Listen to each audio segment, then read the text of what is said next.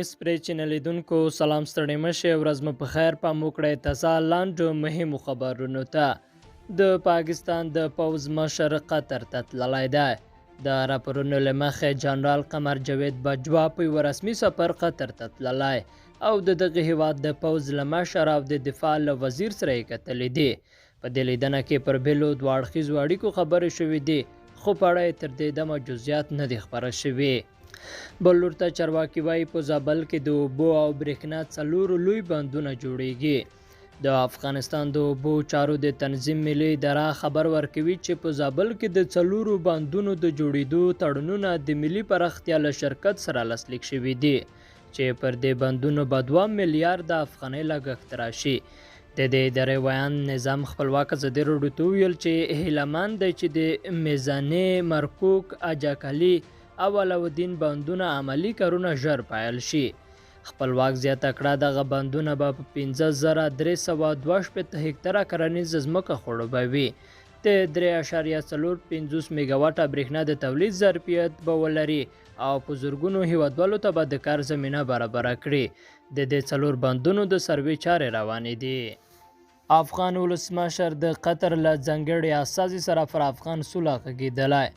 د افغانستان ولسمشر د قطر د بهرنیو چارو د وزارت له ځانګړي استازي سره پر افغان سوله خبرې وکړې مطلق بن مجاد القحطاني د سهشنبې په ورځ د یوه پلاوي په مشرۍ کابل ته راغی او پرون چهارشنبه په پارک کې له ولسمشر اشرف غني سره وکتل د ولسمشرۍ ماڼۍ په خبرپاڼه کې راغلی دی چې د افغان سولې د بهیر ترڅنګ په دې لیدنه کتنه کې د افغانستان او قطر ترمنځ د دوه اړخیزو موضوعاتو په اړه هم بحث او خبرې شوي دي د پاکستان سفارت وايي کابل کې ایثار پاکستانیان به خپل هیواد ته واستوه په کابل کې د پاکستان سفارت هڅې پیل کړي دي چې په دغه ښار کې په زرګونو ایثار پاکستانیان د ځمکې له لارې خپل هیواد ته واستوي دا کسان وروسته تر دې په کابل کې بند پاتې شول چې سعودي عربستان د کرونا وبا په خاطر له کابله جادې ښار ته الوتنې وځنډولې ریاض تر دې مخکې له پاکستان نه د کرونا وبا له امله الوتنې ځنډولې وې چې له همدې کابله به یو شمېر پاکستانیانو له کابله جدې ته سفر کوه په کابل کې د پاکستان سفیر منصور احمد خان په خپل ټویټر کې لیکلي دي چې د دغو پاکستانیانو شمېر شاوخوا 4,000 ته رسیږي چې پاکستان ته د لیږلو چارې روانې دي له کابله د عربستان جدې ښار ته پخوا په اونۍ کې یوه الوتنه کېده عرب نیوز وایي د افغانستان ناامني به ګاونډیو ته په ستر سرخوږي بدله شي عرب نیوز په یو مطلب کې ویلي چې تر دې دمه لا د افغانستان ځینې ولسوالۍ طالبانو نیولې دي خو سر له اوسه ګاونډیو هیوادونو ته اندېښنې پیدا شوي دي او په پولو کې یې تدابیر سخت کړي دي سرچینه کاږي په افغانستان کې د ناامنیو په پراختیا سره د سیمې هیوادونه په تیره د افغانستان ګاونډیان له سختو ستونزو او ګواښونو سره مخ کېدلی شي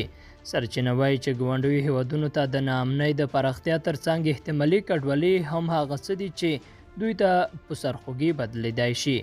عرب نیوز په دې مطلب کې ویلي چې که سیمه غواړي چې له امنیت او ثبات برخمنه شي نو باید د افغانستان د سولې په برخه کې همکاري وکړي او د جګړو په ختمولو کې د خپل هڅې پراخې کړي بدغیس کې جګړه دفاع وزارت وايي طالبان یې له کلای نو ښار ایستلی دي د افغانستان دفاع وزارت وايي د بدغیس ښار مرکز کلای نو ښار یې له طالب وسلوالو پاک کړی او د ډلې ته یې په جګړه کې درنه مرګ ژوبله وراړولې ده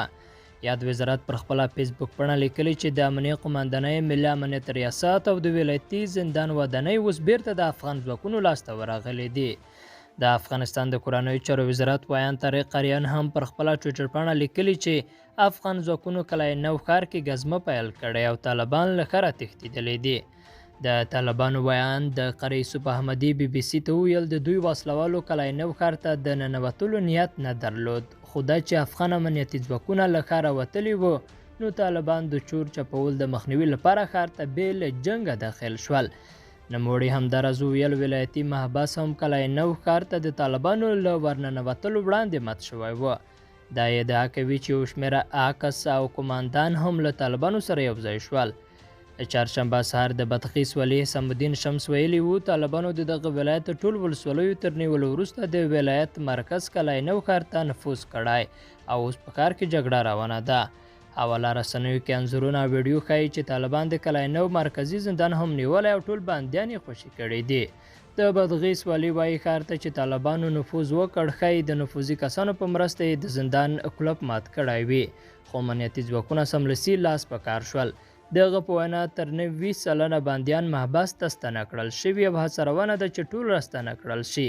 پر حواله رسنیو خپاره شوو انځورونو کې ښکاري چې طالب وسلوال پر موټرسایکل سپاره ښار ته ننوځي. په ورته وخت کې د دفاع وزارت سرپرست بسم الله محمدي په پیغام کې ویلي د جګړې سخت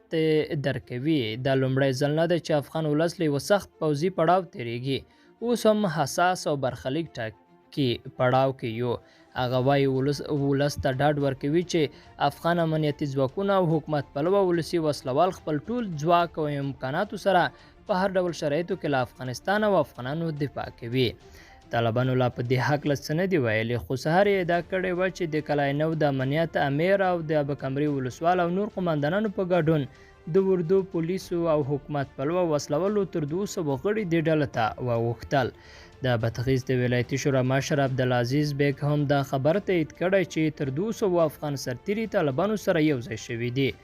طالبانو نن پرون چهارشنبه د هیواد په ځینو نورو سیمو کې هم د ځینو ولسوالیو د نیولو ادعا کړې ده، خو افغان امنیتي چارواکي په اړه لا څه نه دي ویلي. نږدې 2 میاشتې مخکې له افغانستان د پاتې بهرنیو ځواکونو د وتلو بهیر پیلېدو سره طالبانو پر افغان ځواکونو بریدونه ډېر کړل. پرون د افغانستان بهرنیو چارو وزارت وویل له 80 ډېرې ولسوالۍ د طالبانو لاسته ورغلې دي. طالبان ادعا کوي چې مختلفو ولایتونو کې تر 160 ډېرې ولسوالۍ نیولې دي، خو دا لومړی ځل دی چې په تازه جګړو او ناامنیو کې طالبان د یوه ولایت مرکز ته هم ننوځي. له بلې خوا د افغانستان دفاع وزارت وایي په تیرو 24 غړیو کې لغمان، لوګر، پکتیکا، غزني، کندهار، فراه، غور، بادغیس، بلخ، سمنګان، هلمند، نیمروز، بدخشان، کندوز او کابل ولایتونو کې 239 طالبان وژلي او 150 یې نیولې دي. یوه اونۍ کې مو له طالبانو 14 ولسوالۍ بیرته نیولې. د افغانستان د وسلوال پوځ ویان د جمال عمر شینواري کابل کې خبریالانو ته د روان وضعیت په اړه خبري غونډه کې ویل د روان وضعیت په اړه سیاستوالو خلکو ملاتړ لري او د وضعیت کنټرولولو لپاره هڅې روانې دي. شینواري وویل امنیتي او دفاعي ځواکونو په تېرو یوه اونۍ د هیواد په ولایتونو کې 278 ګډ عملیات کړي چې په پایله کې یې 2380 طالبان وژل شوي، 1412 نور ټپیان شوي او په 14 ولسوالۍ بیرته له طالبانو نیولې دي. لیدونکو له ملته مننه، ښې چاره.